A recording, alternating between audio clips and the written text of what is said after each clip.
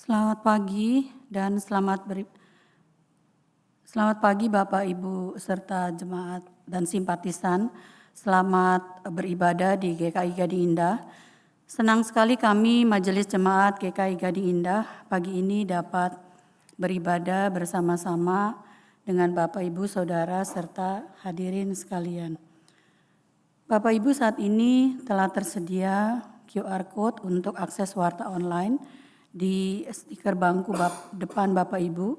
Bersama ini pula kami sampaikan beberapa poin penekanan warta sebagai berikut.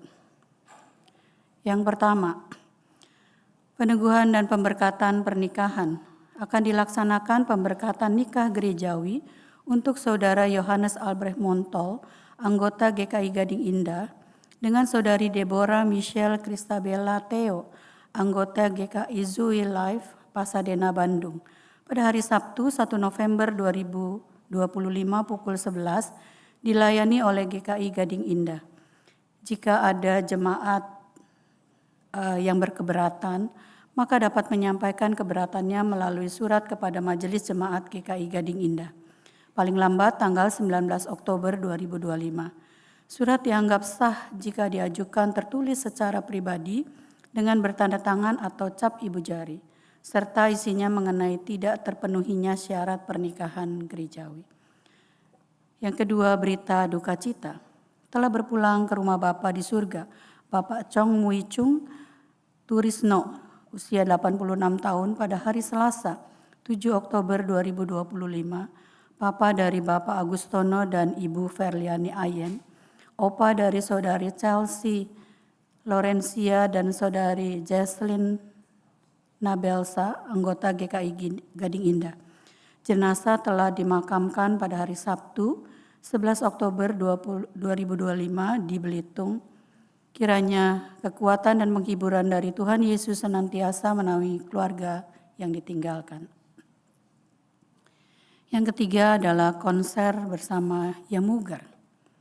Yamugar bersama GKI Gading Indah mengundang Anda dalam konser penggalangan dana hari Sabtu 1 November 2025 pukul 17 di Aula TKK 6 Penabur.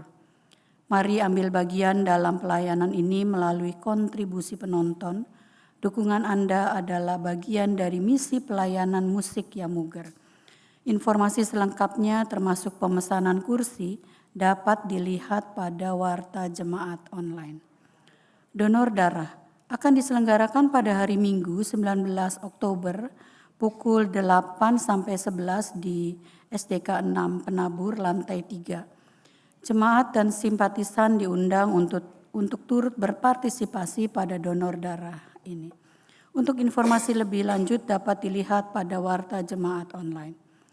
Yang kelima, pencalonan penatua masa pelayanan 2026-2029.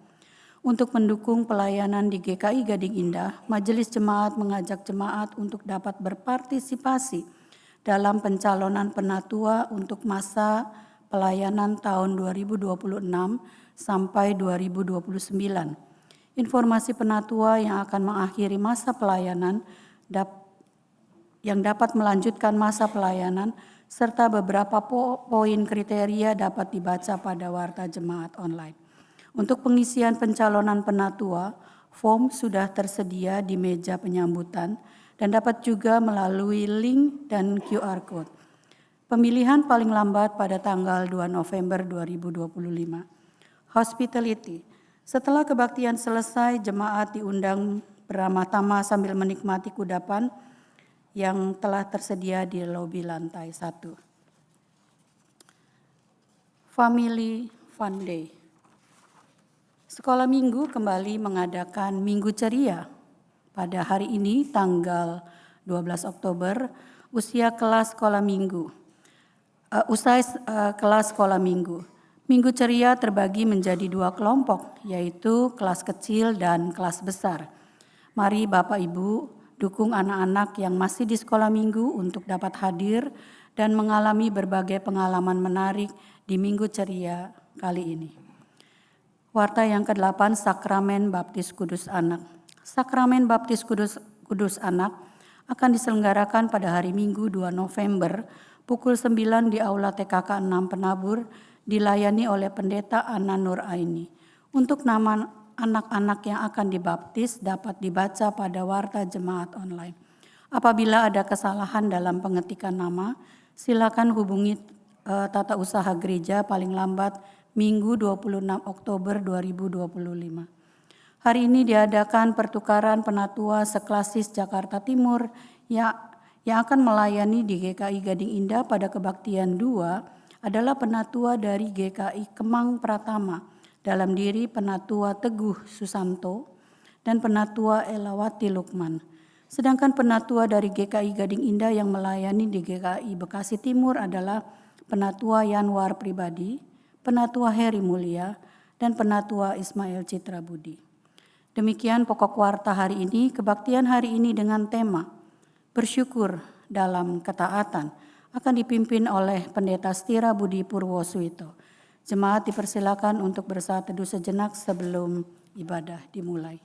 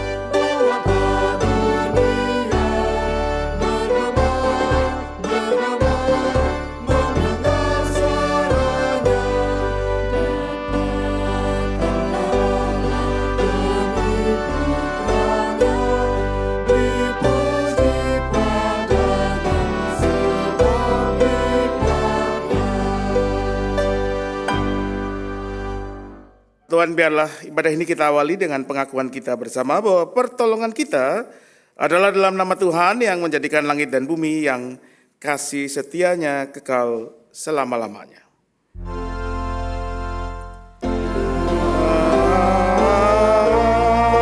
Amin, amin, amin.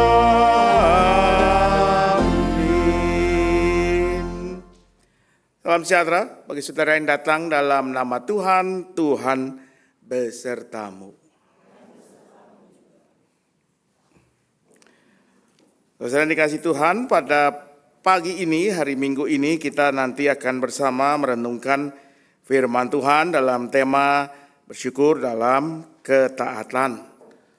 Bersyukur tentu adalah hal yang amat penting dalam hidup kita sebagai orang percaya.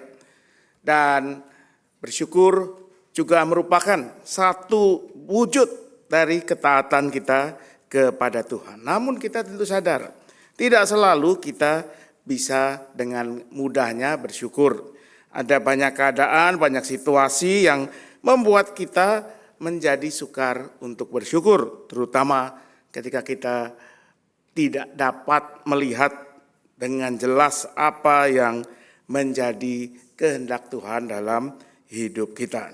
Bersama akan kita renungkan dalam pemberitaan firman, dan kini kita akan memuji nama Tuhan, Tuhan yang pegang bahkan di hari esok yang tak kita ketahui.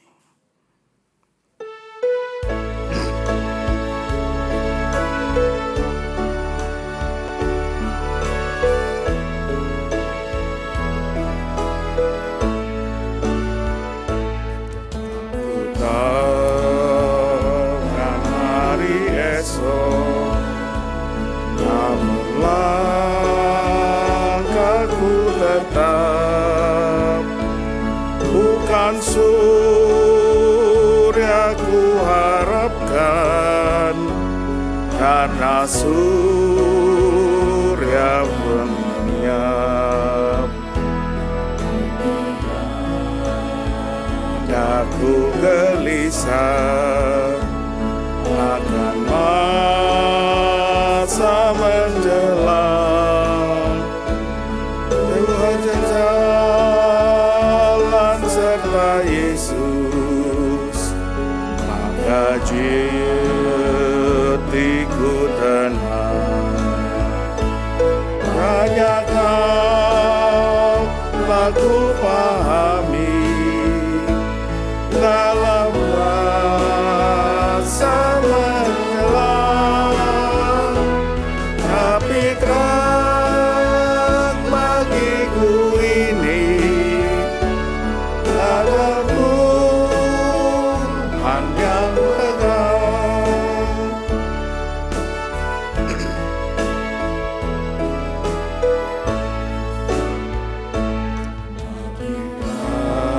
Banyak perjalanan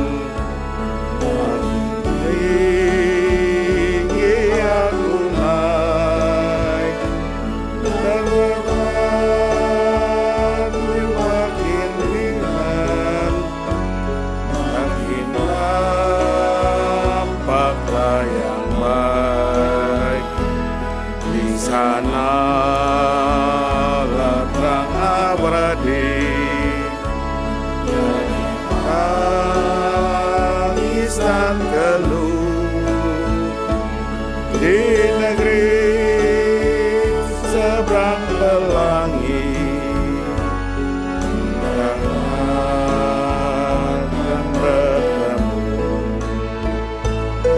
banyak hal aku pahami dalam masa menjelang, tapi terang bagiku ini akan Tuhan yang pegang.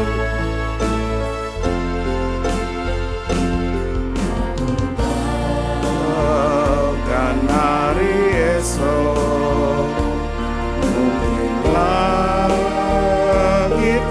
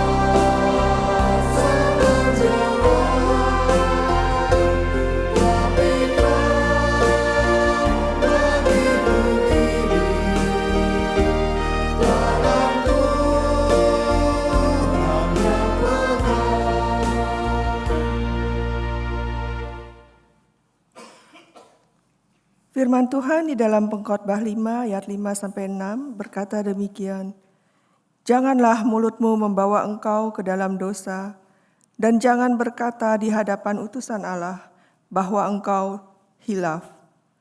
Apakah perlu Allah murka atas ucapan-ucapanmu dan merusak apa yang dikerjakan tanganmu? Karena seperti banyaknya mimpi, demikian juga banyaknya perkataan sia-sia. Tetapi takutlah akan Allah." Marilah dalam segala kerendahan kita mengaku dosa dan memohon pengampunan atas dosa-dosa kita. Mari melakukan pengakuan dosa secara pribadi.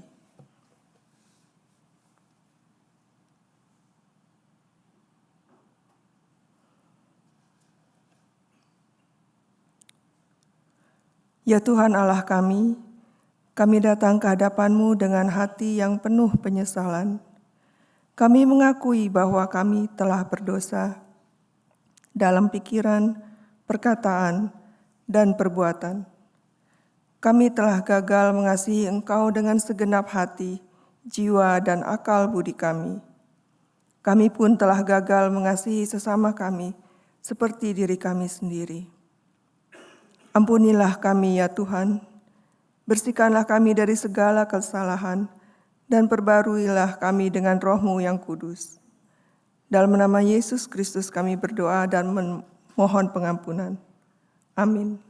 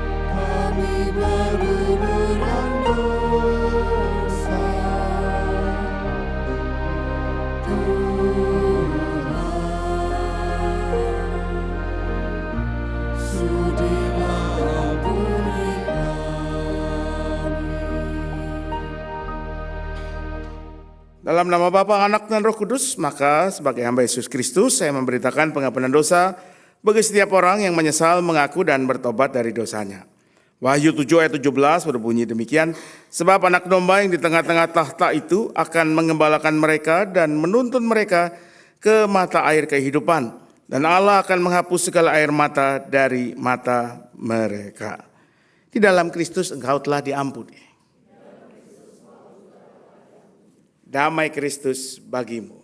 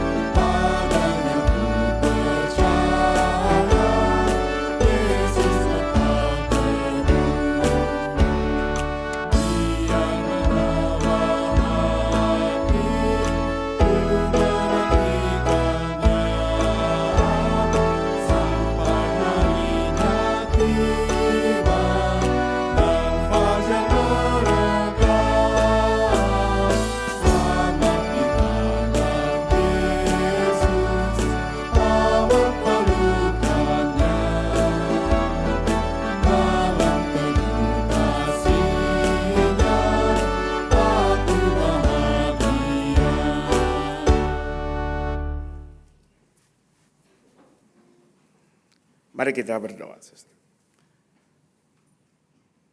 Hanya dalam tangan-Mu kami memperoleh selamat ya Tuhan. Hanya dengan firman-Mu kami dibimbing untuk menemukan kebenaran-Mu. Maka sebentar kami akan kembali membaca firman-Mu, kami akan merenungkannya. Biarlah firman yang terucap boleh menjadi firman yang kami pikirkan, kami gumuli, tetapi lebih daripada itu, yang dengan kuasa Roh Kudus boleh menjadi firman yang kami hidupi setiap hari. Maka berfirmanlah ya Tuhan, kami siap mendengarnya. Dalam nama Yesus Kristus kami berdoa. Amin.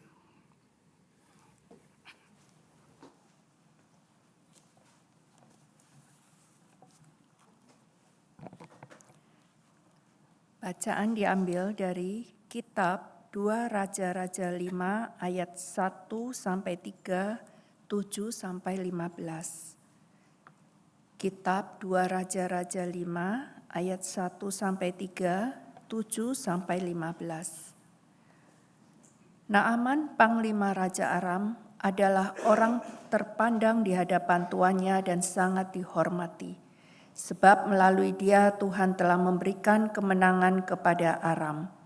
Ia seorang pejuang gagah perkasa, tetapi menderita suatu penyakit kulit. Orang Aram pernah melakukan penyerangan secara bergerombolan dan membawa sebagai tawanan seorang gadis remaja dari negeri Israel. Gadis itu menjadi pelayan istri Naaman. Ia berkata kepada nyonyanya, "Sekiranya tuanku menghadap nabi yang di Samaria itu, tentulah nabi itu akan menyembuhkan dia dari penyakit kulitnya." Segera sesudah Raja Israel membaca surat itu, ia mengoyak pakaiannya serta berkata, "Apakah aku ini Allah yang mematikan dan menghidupkan, sehingga orang ini mengirim pesan kepadaku agar aku menyembuhkan seorang dari penyakit kulitnya? Lihatlah dan sadarilah, ia mencari gara-gara terhadap aku." Ketika didengar Elisa, abdi Allah itu, bahwa Raja Israel mengoyak pakaiannya, ia mengirim pesan kepada raja. Bunyinya, "Mengapa engkau mengoyak pakaianmu? Biarlah orang itu datang kepadaku supaya ia tahu bahwa ada seorang nabi di Israel." Kemudian Naaman datang dengan kuda serta keretanya dan berhenti di depan pintu rumah Elisa. Elisa menyuruh orang mengatakan kepadanya, "Pergi dan mandilah 7 kali di sungai Yordan.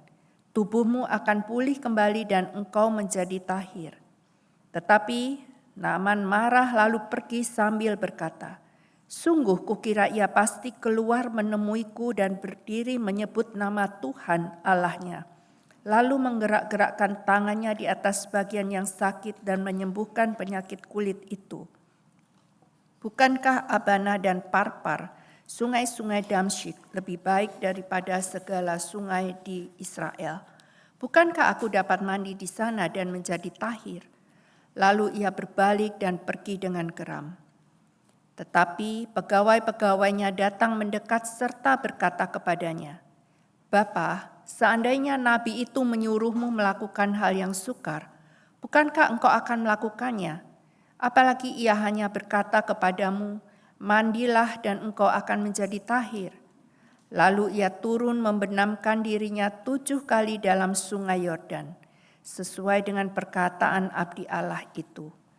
Tubuhnya pun pulih kembali seperti tubuh seorang anak kecil dan ia menjadi tahir. Kemudian ia bersama seluruh pasukannya kembali kepada abdi Allah itu.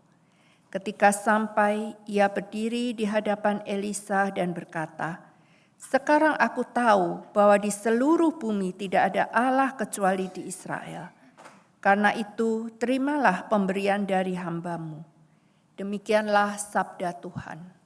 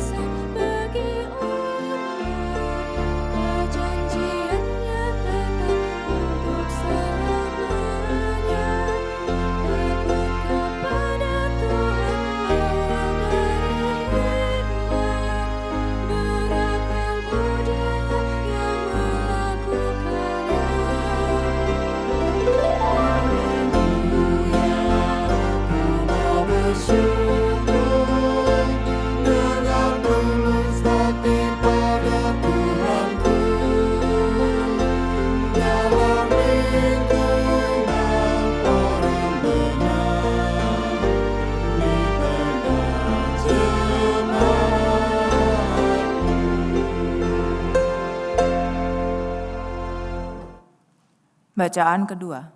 Bacaan kedua diambil dari 2 Timotius 2 ayat 8 sampai dengan 15. 2 Timotius 2 ayat 8 sampai dengan 15. Ingatlah akan Yesus Kristus yang telah dibangkitkan dari antara orang mati, yang telah dilahirkan sebagai keturunan Daud, itulah yang kuberitakan dalam Injilku. Karena pemberitaan Injil inilah aku menderita, malah dibelenggu seperti seorang penjahat. Tetapi firman Allah tidak terbelenggu. Karena itu, aku sabar menanggung semuanya itu bagi orang-orang pilihan Allah, supaya mereka juga mendapat keselamatan dalam Kristus Yesus dengan kemuliaan yang kekal. Benarlah perkataan ini, jika kita mati dengan Dia, kita pun akan hidup dengan Dia. Jika kita sabar dengan Dia, jika kita sabar dengan Dia, kita pun akan ikut memerintah dengan Dia. Jika kita menyangkal Dia, Dia pun akan menyangkal kita. Jika kita tidak setia, Dia tetap setia, karena Dia tidak dapat menyangkal dirinya. Ingatkanlah dan pesankanlah semuanya itu dengan sungguh-sungguh kepada mereka di hadapan Allah, agar jangan mereka bersilat kata, karena hal itu sama sekali tidak berguna, malah mengacaukan orang yang mendengarnya. Usahakanlah supaya engkau layak di hadapan Allah sebagai seorang pekerja yang tidak usah malu, yang secara tepat menjelaskan perkataan kebenaran itu. Demikianlah sabda Tuhan. Pada hari ini kita akan membaca dan merenungkan apa yang disaksikan oleh Injil Lukas pasalnya yang ke-17. Lukas 17 ayat 11 sampai 19. Lukas 17 ayat 11 sampai ayatnya yang ke-19. Dalam perjalanannya ke Yerusalem, Yesus menyusur perbatasan Samaria dan Galilea. Ketika ia memasuki suatu desa, datanglah 10 orang berpenyakit kulit yang menajiskan menemuinya. Mereka berdiri agak jauh dan berteriak, "Yesus, Guru, kasihanilah kami." Ia memandang mereka dan berkata, "Pergilah, perlihatkan dirimu kepada imam-imam." Sementara mereka di tengah jalan, mereka menjadi tahir. Salah seorang dari mereka, ketika melihat bahwa ia telah sembuh, kembali sambil memuliakan Allah dengan suara nyaring, lalu sujud di depan kaki Yesus dan mengucap syukur kepadanya. Orang itu orang Samaria. Yesus berkata, "Bukankah ke-10 orang tadi semuanya telah menjadi tahir? Di manakah yang 9 orang itu? Tidak adakah di antara mereka yang kembali untuk memuliakan Allah selain orang asing ini?" Ia berkata kepada orang itu, "Berdirilah dan pergilah, imanmu telah menyelamatkan engkau." Demikianlah Injil Tuhan kita Yesus Kristus yang berbahagia adalah mereka yang mendengarkan firman Allah dan melakukannya. Haleluya.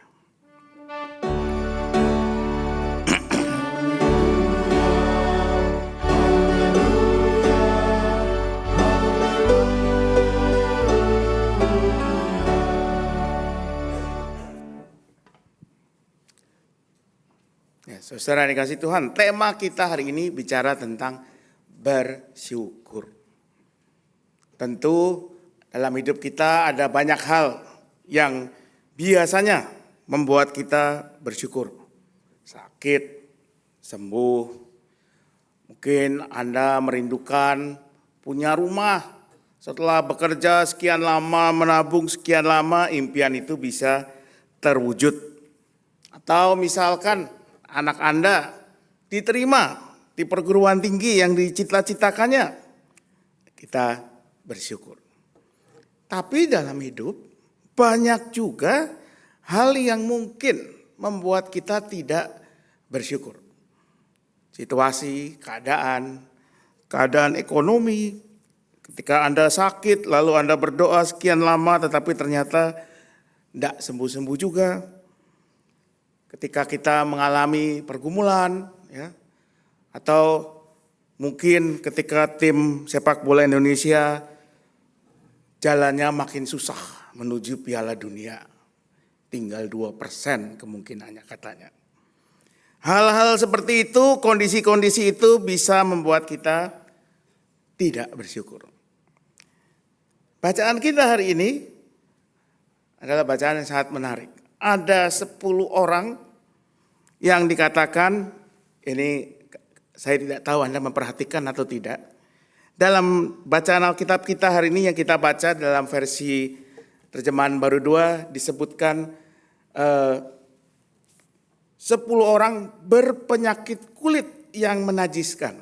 Kalau dalam Alkitab terjemahan baru yang biasa kita baca dulu disebut mereka sebagai orang-orang yang menderita sakit kusta. Nah, ini informasi saja. Kenapa diganti? Karena rupanya menurut penelitian arkeologi, menurut penelitian para ahli kitab suci yang terkini, yang kita pahami dengan kusta sekarang berbeda dengan apa yang dipahami oleh orang-orang pada kira-kira abad pertama dulu. Jadi kemudian terjemahan itu diganti menjadi penyakit kulit yang menajiskan. Jadi artinya penyakit kulit yang kondisi itu membuat seseorang dianggap tidak dalam kondisi tahir atau bersih secara spiritual.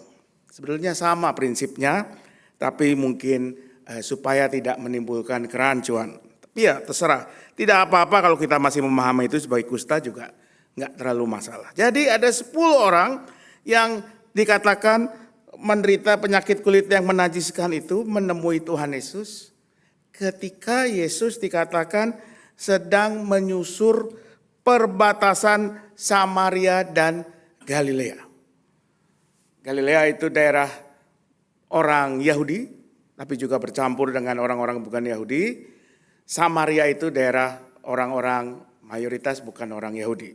Samaria itu dulu adalah orang-orang Israel Utara yang setelah kerajaan utara itu dikalahkan oleh Assyria, sebagian dari mereka disebarkan, diserahkan di wilayah-wilayah kekuasaan Asyur, didatangkan bangsa-bangsa asing ke daerah itu sehingga terjadi kawin-mawin dan orang Samaria kehilangan identitas mereka sebagai orang Israel. Oleh saudara-saudaranya orang Yahudi, mereka dianggap sebagai orang asing, bukan lagi saudaranya. Tapi hari itu 10 orang kusta itu berjalan atau ada di perbatasan. Artinya apa? Artinya mereka ada di tempat yang terasing, pinggiran. Kenapa? Karena orang Galilea tidak mau masuk ke daerah itu, orang Samaria juga tidak mau ke situ. Perbatasan antara wilayah Galilea dan Samaria. Ini cara Injil Lukas mau mengatakan betapa mereka yang menderita penyakit itu, penyakit kulit yang menajiskan itu, memang adalah orang-orang yang terusir dari kampungnya, dari kotanya, dari rumahnya, dari keluarganya. Bersama-sama mereka tinggal di perbatasan no man's land itu. Dan disitulah Tuhan Yesus menjumpai mereka.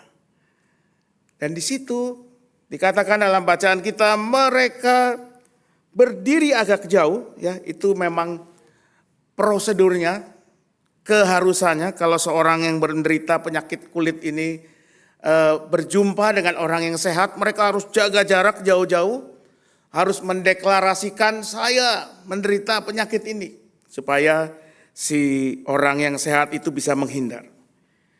Tapi mereka tahu yang lewat ini adalah Yesus. Seorang guru yang sudah terkenal bukan hanya dengan pengajarannya, tetapi juga banyak menyembuhkan orang yang sakit. Maka hari itu mereka berteriak, Yesus Guru, kasihanilah kami.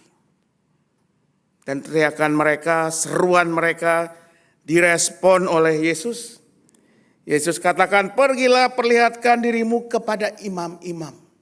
Ini juga menarik.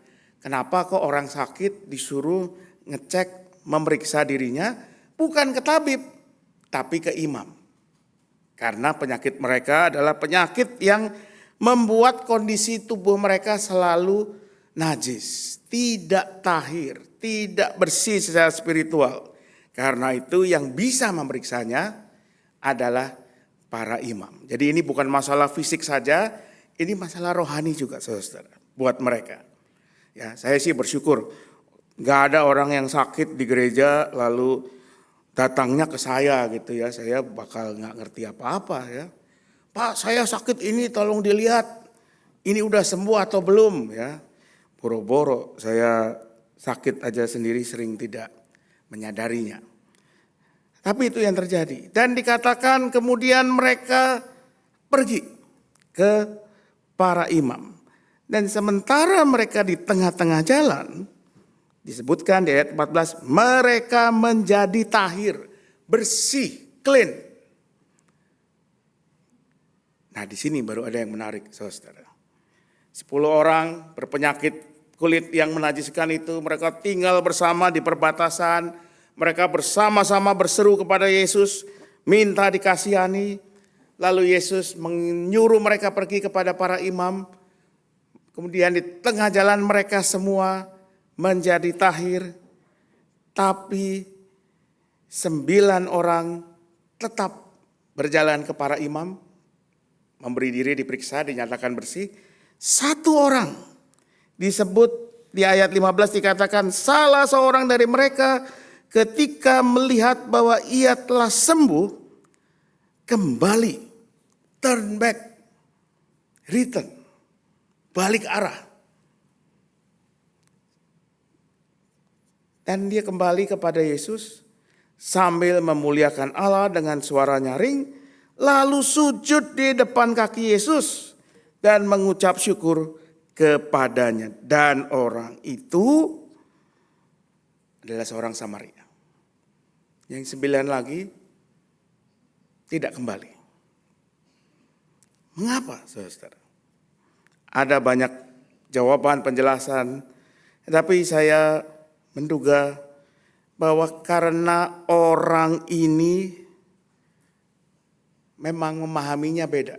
Saya membayangkan 9 orang yang lain tidak diberi keterangan mereka orang apa, tapi saya menduga mereka orang Yahudi.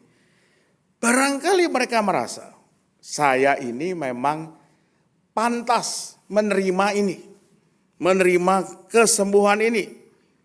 Saya ini deserve to be healed, karena saya ini orang Yahudi. Karena itu mereka memilih langsung lapor ke para imam. 1 orang ini, 1 orang Samaria ini, memahaminya secara berbeda. Dia merasa bahwa sejatinya sesungguhnya dia itu tidak layak menerima hal itu. Kenapa? Karena dia orang Samaria, dia orang yang mengalami penyakit kulit yang menajiskan. I am not deserving. Saya tidak layak menerima ini. Sehingga ketika ia kemudian sembuh, maka yang pertama dia lakukan adalah dia berbalik arah, kembali kepada Yesus sambil memuliakan Allah dengan suara nyaring dan berlutut di depan Yesus. Dia bisa melihat ini bukan cuman sekedar soal kesembuhan fisik, tetapi bahwa Yesus, si sang guru orang Yahudi itu ternyata mau menyatakan kasihnya kepada aku. Orang Samaria yang biasanya dihindari, ditolak, dianggap sebagai sesuatu yang najis. Tapi ia mau menerimaku.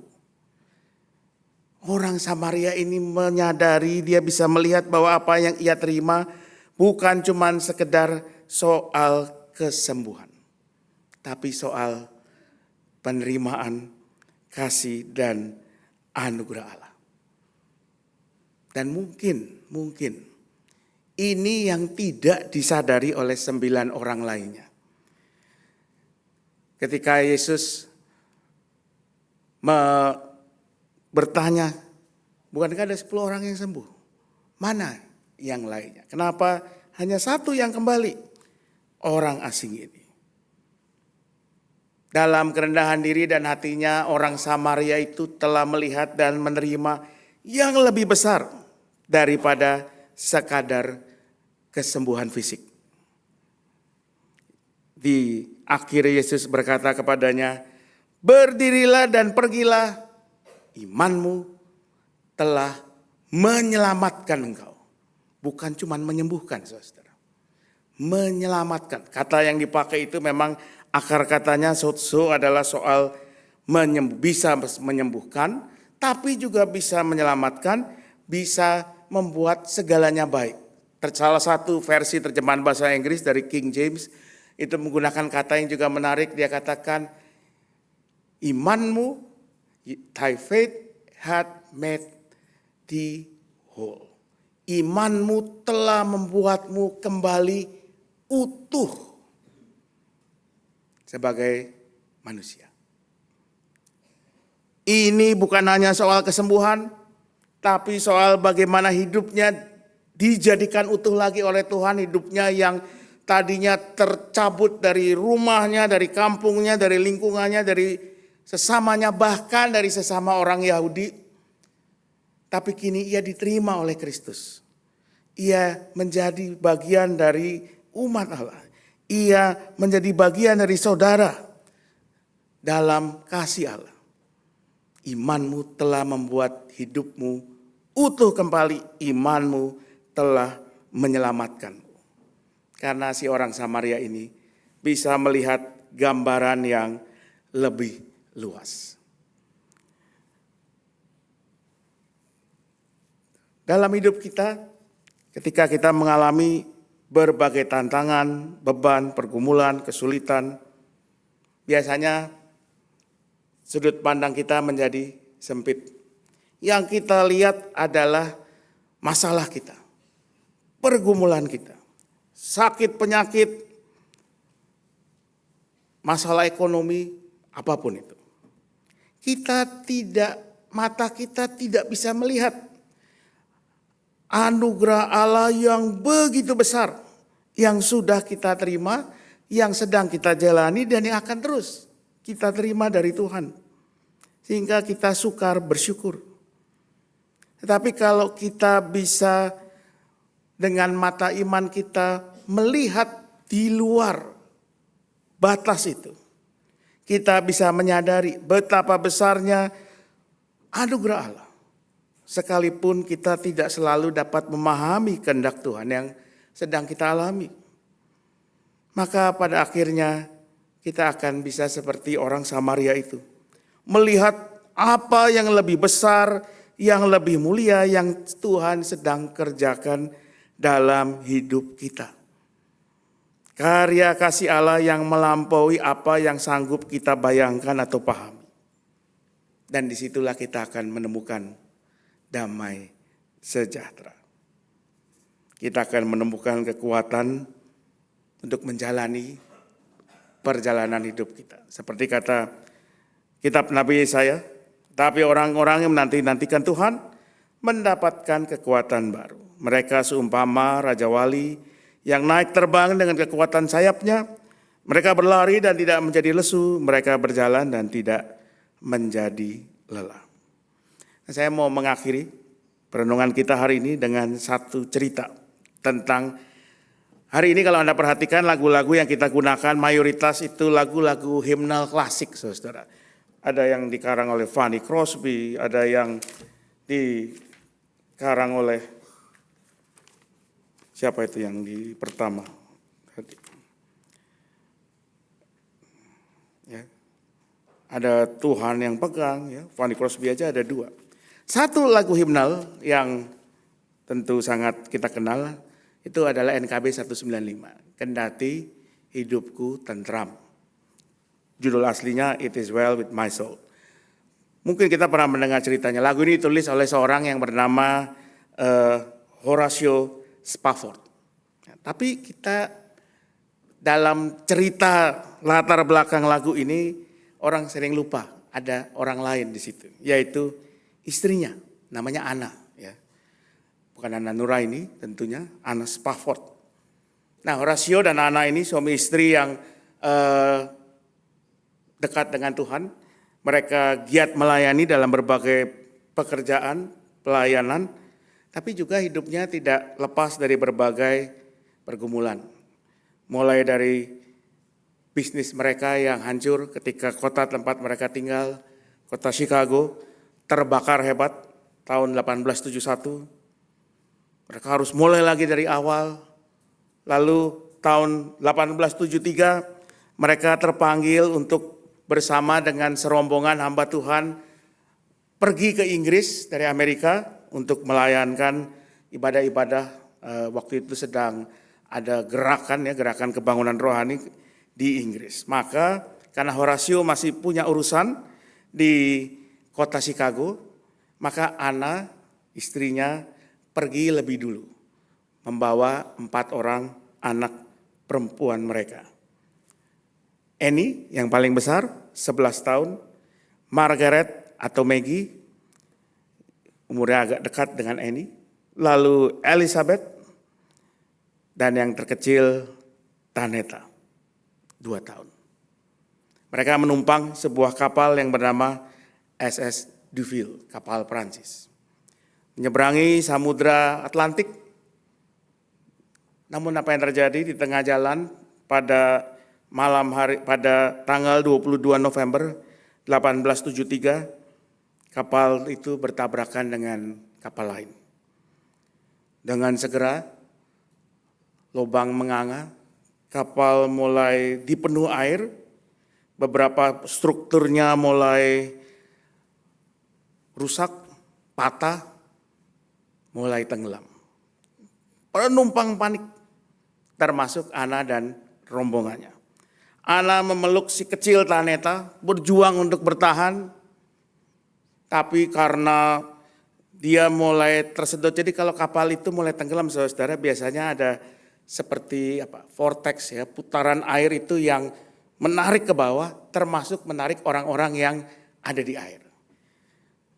Belum lagi dia dihantam oleh berbagai pecahan kayu, barang-barang lain, sehingga si kecil Taneta lepas dari tangannya. Tenggelam. Dia sempat melihat 2 putrinya yang lain berusaha berpegangan pada orang lain, tapi mungkin karena lelah, mungkin juga karena terkena hantaman barang-barang yang lain, mereka pun lepas dari tangan orang yang memegang mereka dan tenggelam. Annie, putri tertua, juga tak terlihat. Nampaknya dia terjebak dalam badan kapal yang tenggelam. Anna akhirnya ditolong oleh sebuah kapal lain yang lewat. Tetapi begitu dia menyadari bahwa 4 putrinya sudah tidak ada, dia sempat berniat untuk ikut terjun ke laut lagi, menyusul mereka, tapi ditahan oleh mereka yang selamat oleh beberapa orang temannya.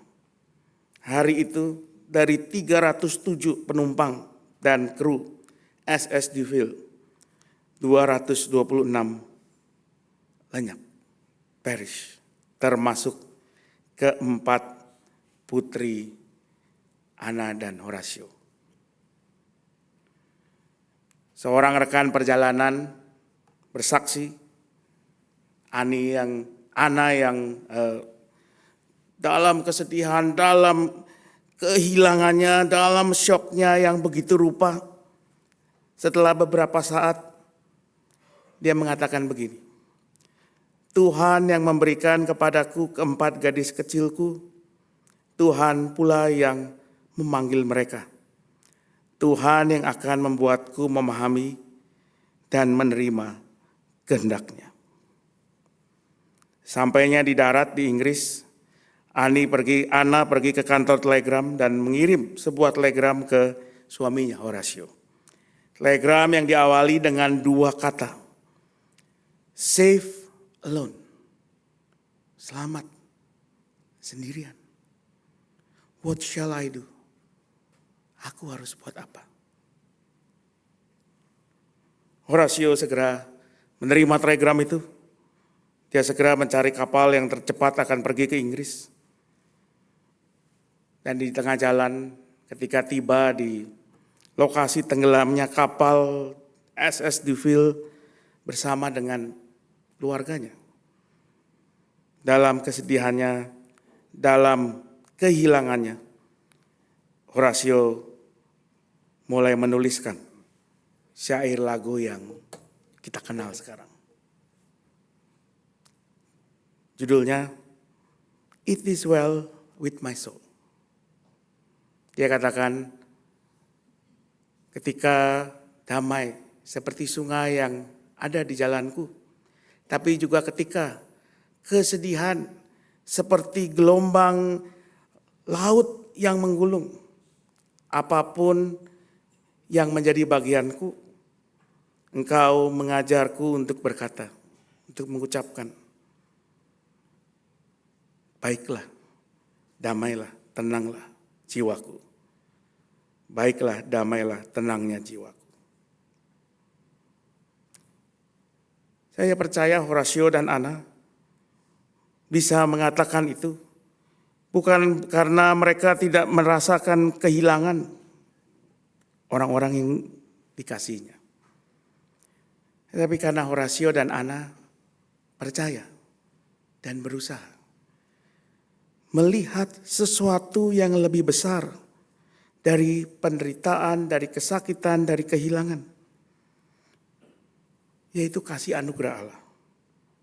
Dan itu yang membuatnya mengatakan, damailah, tenanglah jiwaku. Bagaimana dengan kita semua?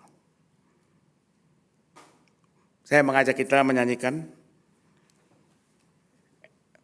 It Is Well With My Soul dan Kendati Hidupku, baitnya yang pertama. Sambil kita ingat kasih anugerah Allah yang melebihi apapun yang kita rasakan, terutama pergumulan dan penderitaan kita.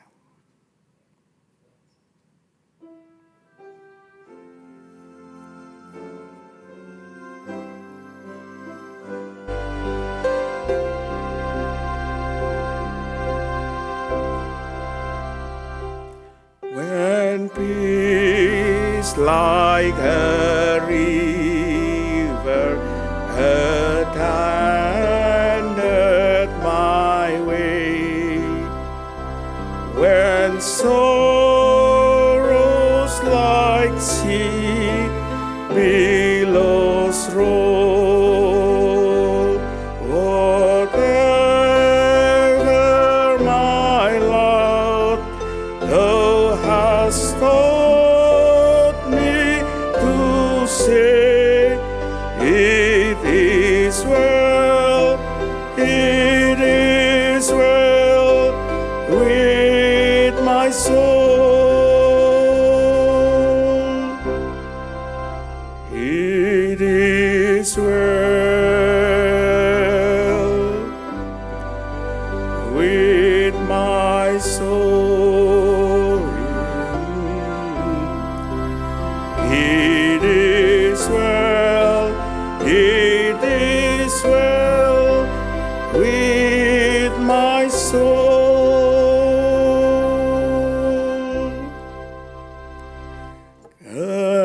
Kendati hidupku tentram dan tenang, dan walau derita penuh, Engkau mengajarku bersaksi tegas, selamatlah, selamatlah jiwaku, selamatlah jiwaku, selamatlah, selamatlah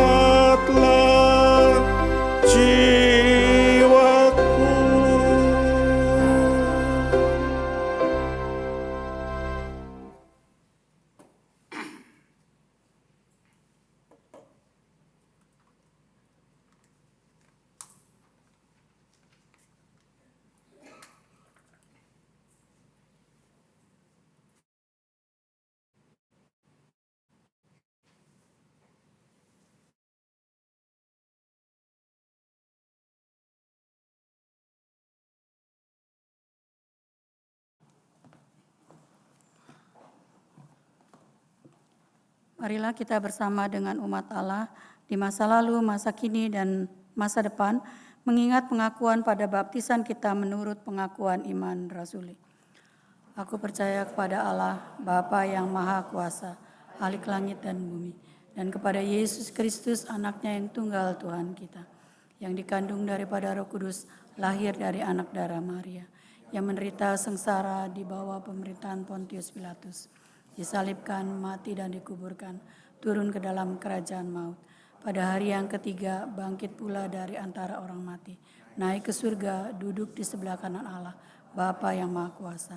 Dan dari sana Ia akan datang untuk menghakimi orang yang hidup dan yang mati. Aku percaya kepada Roh Kudus, gereja yang kudus dan am, persekutuan orang kudus, pengampunan dosa, kebangkitan orang mati dan hidup yang kekal. Amin.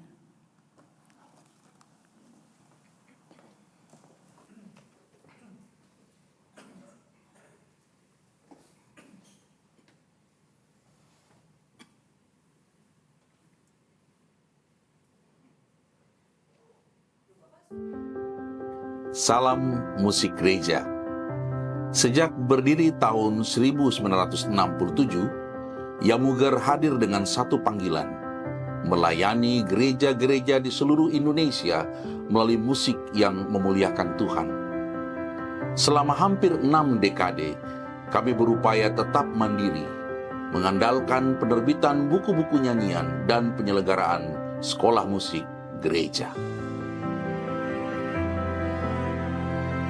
Namun kita tahu, zaman sudah berubah. Kini banyak gereja menayangkan lagu di layar. Buku fisik semakin jarang digunakan, dan di tengah itu muncul tantangan baru seperti pembajakan, serta pergeseran menuju dunia digital. Perubahan ini tentu tidak mudah, tetapi bagi kami itu bukan alasan untuk berhenti, melainkan tantangan yang harus dihadapi dan diatasi bersama dengan gereja-gereja di seluruh Nusantara.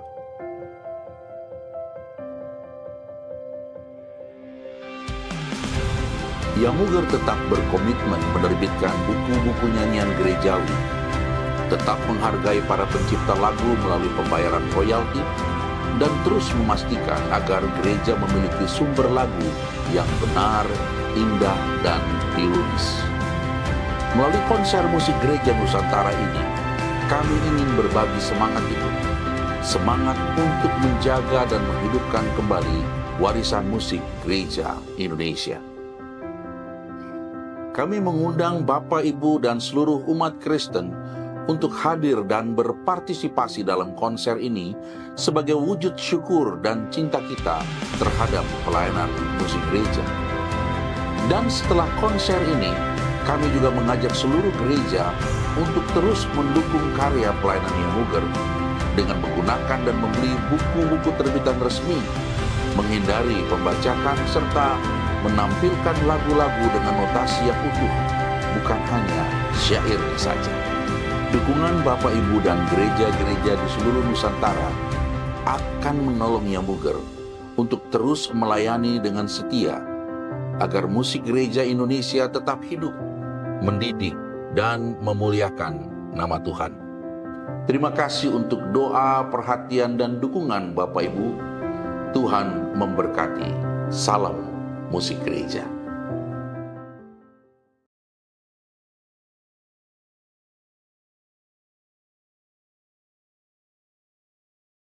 Tuhan kasihi musik gereja atau lagu-lagu rohani menjadi bagian dari kehidupan rohani kita. Sebagaimana tadi itu ya kita mendengar kisah bagaimana seorang bisa menciptakan lagu rohani. Dan saya rasa bukan hanya para pencipta lagu rohani tetapi kita juga yang mungkin juga terus menggunakan lagu-lagu rohani di dalam kehidupan beriman kita pribadi lepas pribadi. Sehingga bisakah kita coba bayangkan ibadah kita tanpa musik, tanpa iringan, tanpa pujian, tanpa lagu-lagu yang kita naikkan kepada Tuhan.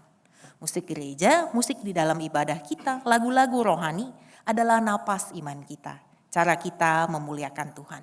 Seperti yang tadi kita sama-sama sudah saksikan, Yayasan Musik Gereja yang selama ini mendukung pelayanan musik gereja kita sedang menghadapi kesulitan besar dan hampir tidak bisa bertahan. Karena itu kami mengajak Ibu Bapak, Saudara-saudara sekalian untuk ikut ambil bagian di dalam konser musik Gereja Nusantara yang nanti akan diadakan di GKI Gading Indah di Aula Penabur tanggal 1 November yang akan datang. Setelah ini di bawah akan ada counter penjualan tiket dan Ibu Bapak bisa membeli tiketnya dan ikut hadir di dalam konser. Tetapi kalau misalnya berhalangan dan masih tetap ingin memberikan berkat kepada Yayasan Musik Gereja, kami persilakan untuk bisa memberikan donasi lewat rekening GKI Gading Indah dengan kode 10. Setiap nada yang dimainkan, setiap lagu yang dinyanyikan akan menjadi doa dan dukungan nyata kita bagi Yayasan Musik Gereja dan juga bagi pengembangan musik rohani bukan hanya bagi gereja kita di GKI Gading Indah, tetapi juga bagi keseluruhan gereja di Indonesia. Demikian kiranya dengan apa yang bisa menjadi kontribusi kita, membeli tiket, hadir di dalam konser, memberikan dukungan doa dan memberikan donasi, kita dapat menjadi berkat. Terima kasih, Tuhan memberkati.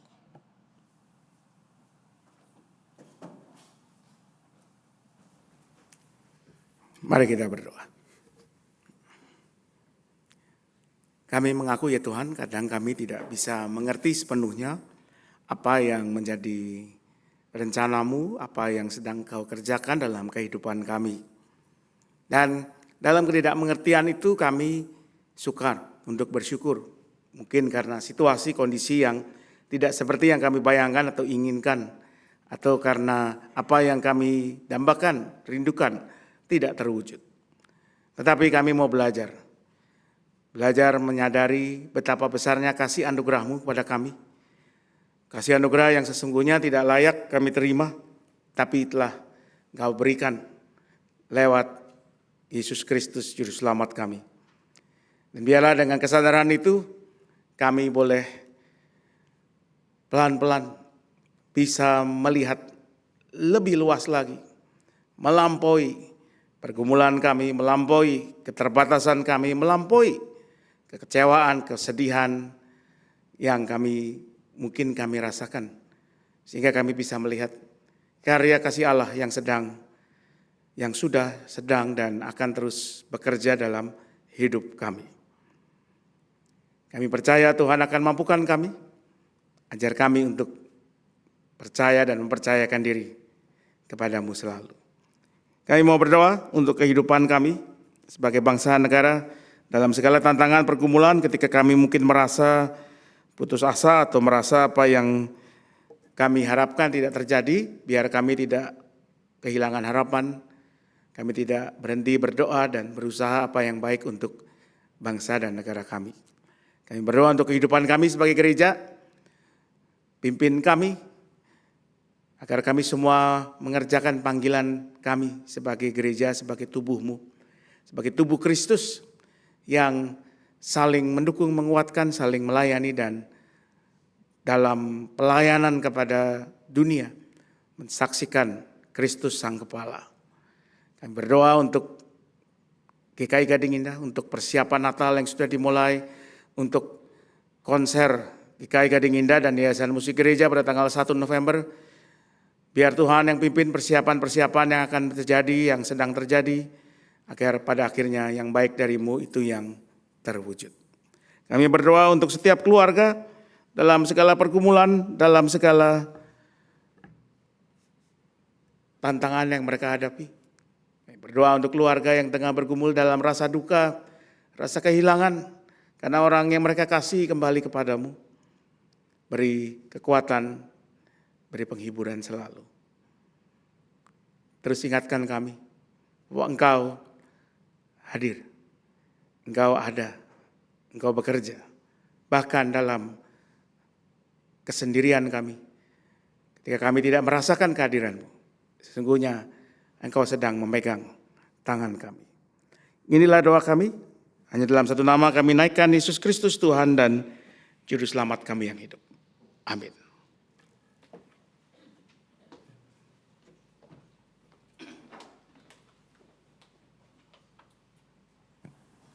Marilah kita menyatakan syukur kepada Tuhan melalui persembahan syukur dengan mengingat firman Tuhan dalam 1 Tesalonika 5 ayat 18. Ucapkanlah syukur dalam segala hal, sebab itulah yang dikehendaki Allah di dalam Kristus Yesus bagi kamu.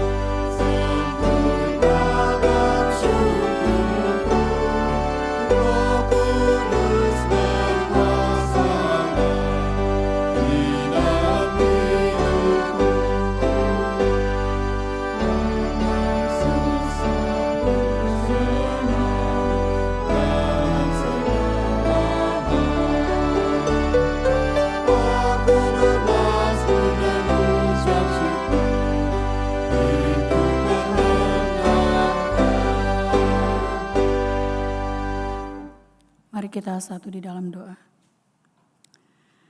Bapa di surga, Bapa yang baik, terima kasih ya Tuhan untuk kebenaran firman Tuhan yang sudah kami terima.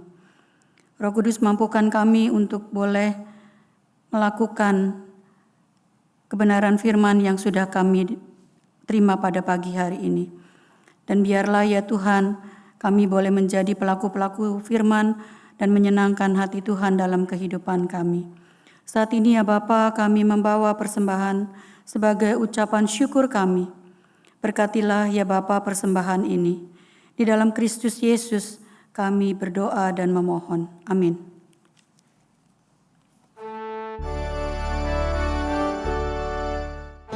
Sama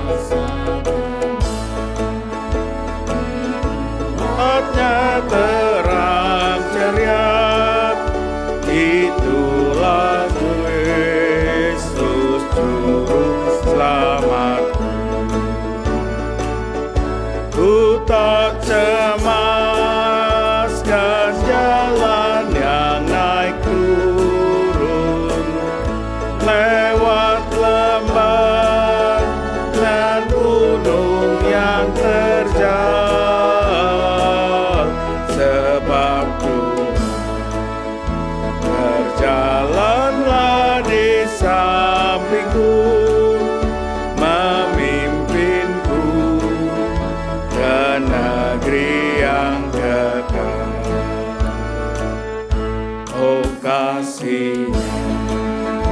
Besarlah tiada taranya, dengan rela Dia mati bagiku.